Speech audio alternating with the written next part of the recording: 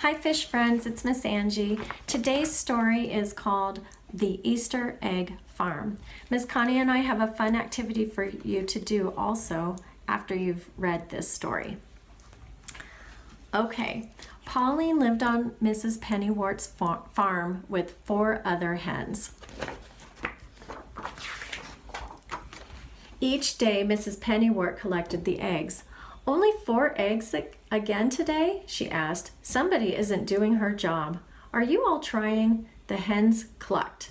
"Well, try harder. I want 5 eggs tomorrow. Concentrate." Pauline was embarrassed. She was the one not laying an egg. Every time she tried, the other hens squabbled. Pauline couldn't concentrate in all the confusion. "Pauline is lazy," one hen clucked. "I'm not lazy," Pauline said. "I'm just different." She turned her back on the others and concentrated very hard. Finally, a wonderful thing happened. Pauline stepped back to look at the egg in her nest. It wasn't like the other eggs, but Pauline thought it was beautiful. "Get a load of this," another hen cackled. "Pauline just laid the world's ugliest egg." "It's not ugly," Pauline said. "It's just different." But Pauline began to feel ashamed of her egg. She nudged it under the straw with her beak. The harder Pauline tried to lay a normal egg, the stranger her egg got. She hid each one of them, but not before the other hens had seen them and made fun of her. When Pauline couldn't stand the teasing any longer, she made herself a nest outside. She stared at the sky, concentrating very hard. This time her egg came out blue with clouds. But before Pauline could hide the egg, someone saw it. Mrs. Pennywort. "Pauline, what a lovely egg," she said, holding it up in the sunshine. "This is too unusual to crack open for my breakfast. I'll put it on my windowsill where everyone can enjoy it." The next day, Pauline laid an egg that was even more unusual. Mrs. Pennywort was delighted. "Can you make more eggs like this?" Then Mrs. Pennywort noticed the ladybug on a blade of grass right in front of Pauline. "Hey, I get it. The egg comes out looking like what you see, right?" Pauline blinked. She wasn't quite sure how it worked herself. "Well, this is fantastic," said Mrs. Pennywort. "Come into the house with me. We'll see what kinds of eggs you lay there." Pauline loved being inside. There were lots of pretty things to look at. In her new surroundings, Pauline became quite creative. Soon her unusual eggs lined the windowsills of Mrs. Pennywort's house. One day, a lady appeared at the window. "Are these lovely Easter eggs for sale? I need one for every child in town. They're for the annual Easter egg hunt." "No problem. We can lay that many eggs, can't we, Pauline?" "We," thought Pauline. She'd never seen Mrs. Pennywort lay an egg, so she knew it was up to her. Laying eggs for the Easter egg hunt would be an honor. She clucked happily. "Come back for your eggs the night before Easter," said Mrs. Pennywort. Pauline was excited. She started laying 2 eggs a day, then 3, then 4. Mrs. Pennywort began taking Pauline on field trips for inspiration. The first week, they went to the art museum. The second week, they went to the ballet. Pauline was so thrilled by the music and dancing, she laid more eggs than ever when they got home. Finally, it was the day before Easter. "The egg lady will be here tonight," said Mrs. Pennywort. "I better start packing up the eggs." She lifted an egg from the windowsill. "Uh-oh, there's a crack in this shell." Mrs. Pennywort ran to another window. "Pauline, some of the eggs are hatching. We shouldn't have left them in the sunshine." Soon baby chicks were popping all over the sunny side of the house. "Stay in there," Mrs. Pennywort shouted at the unhatched chicks. "You're ruining the eggs." But the chicks didn't listen. They just kept hatching and hatching. Mrs. Pennywort took the broken shells to the table and frantically tried to glue them together. "It's no use. I was never good at craft projects." Just then, there was a knock at the door. "Yoo-hoo," called the egg lady. "I'm here for the Easter eggs." "Do I have a deal for you?" cried Mrs. Pennywort. "How would you like Easter chicks instead of eggs?" Terrific, said the egg lady, as bright-colored chicks scurried around her. Easter chicks are even better than Easter eggs. Mrs. Pennywort helped the egg lady gather the chicks, but as fast as they were popped into a basket, the chicks jumped out again. Mrs. Pennywort heard a clucking noise and looked up. Pauline was fluffed up to twice her normal size. She spread her wings like an umbrella, protecting the chicks who raced toward her. "Oh, Pauline," said Mrs. Pennywort, "of course we can't give away the chicks. They're your babies." "But what about the Easter egg hunt?" the egg lady asked. "The eggs on the shady side of the house didn't hatch," Mrs. Pennywort said. "You can take those." Pauline kept all of her babies. She loved being a mother. Every day she took her chicks for a walk, showing them the beautiful things around the farm. The chicks' grown-up feathers started to come in. "These chicks sure are different," said Mrs. Pennywort. Pauline clucked proudly. Soon Pauline's daughters were laying their own eggs. They took turns in the nest box, laying eggs of every color and design.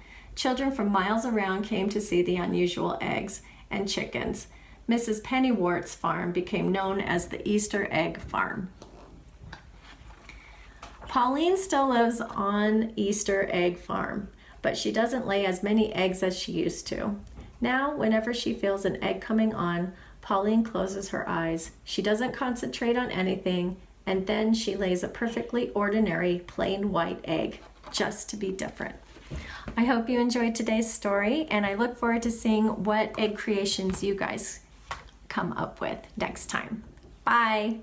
Hi fish friends, it's Miss Angie again. I hope you enjoyed our story, The Easter Egg Farm, and I wanted to show you how we are going to draw your own Easter egg, and to show you also the Easter eggs that I created, just like Pauline did in the story.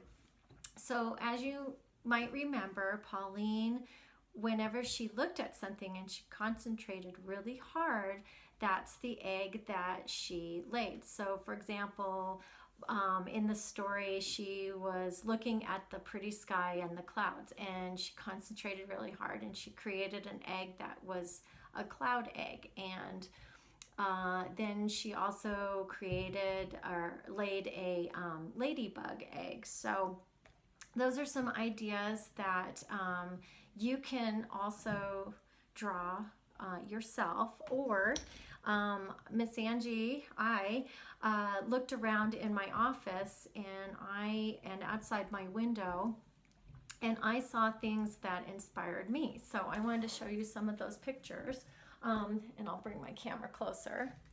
But you can see this. I've been listening to a lot of birds outside, and so I drew a picture of a bird, even though it was more something that I heard. But this is what I imagined the bird to look like. This is a tree outside my window. So my tree doesn't have leaves yet because we don't have leaves on the trees yet. But I drew like tiny little green buds on my tree. Here, I'll bring this up closer, and you can see all those tiny buds. And then this little drawing that I drew that's hanging down from one of the branches, that's a birdhouse that we have hanging in our tree, and the birds are starting to build a little nest inside of there. This is the Colorado flag. The state that we live in is Colorado, and I did that because my water bottle has the Colorado flag on there, so you can see there's my water bottle, there's my egg. Also, let's see, what else did I draw? Here's my cloud egg, because it's very sunny outside and there's a blue sky, but there's some clouds out there.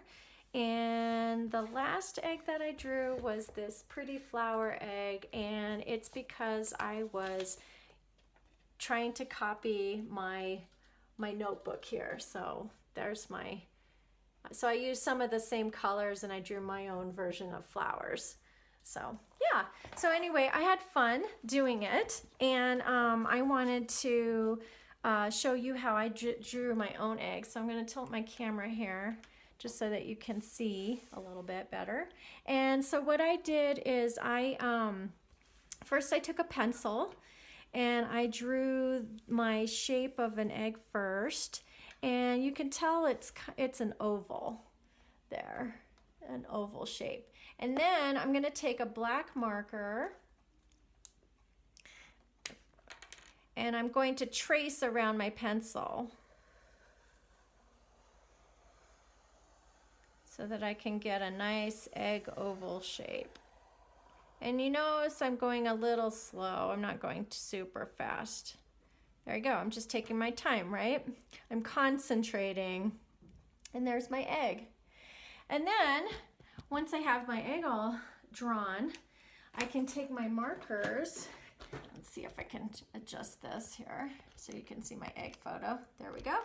And I can take my markers, or if you have crayons, you can use crayons or colored pencils or even chalk. You can take this activity outside and you can draw egg shapes outside with sidewalk chalk and color your different eggs and see what kind of creations you come up with. And I'm going to take my marker here and let's see what's on my table. Oh, I have a story that I'm going to read for next week. Here's my story here. And you see this pretty sunflower here. So I think I'm going to draw a sunflower on my egg. So here it's got a green stem. I'll start with the green stem, and it's got some leaves here. And they kind of come up like this and like that. And then I'll take my, oh dear, I don't have yellow. So what am I gonna do? Well, I'm gonna choose a different color. Let's see, I'll make a red sunflower. So here's my red color. And I'll just make like a red flower. So that's another something that you can do if you find like you don't have a color. You can just choose something else that you like to draw your flower with, or drawing with. All right, there. And then I'm just kind of doing that, making some like leafy marks there. And then I can fill it in like I want to. And boom, I've got my flower. All right, and I'm all done. So I hope that gives you some ideas of what kind of Easter eggs you guys can create. And me and Miss Connie would love to see your creations. So the next time we get together, save some of those for us, or send us some pictures of your creations on Blooms. And I look forward to spending some more time with you next time. Bye.